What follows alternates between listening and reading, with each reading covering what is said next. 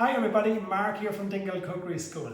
Welcome to our new series of mini videos where we're going to show you little tips and tricks that are going to make you a far better cook. There are simple tips and loads of little tricks that we've learned throughout our career that will help you just be a better cook. So today's one is a very important one. It's a very simple one, and that is to start listening to your cooking. Now, what I mean by that is if you tune your ear into what you're cooking, it'll help you figure out what's happening in your pot or pan or barbecue.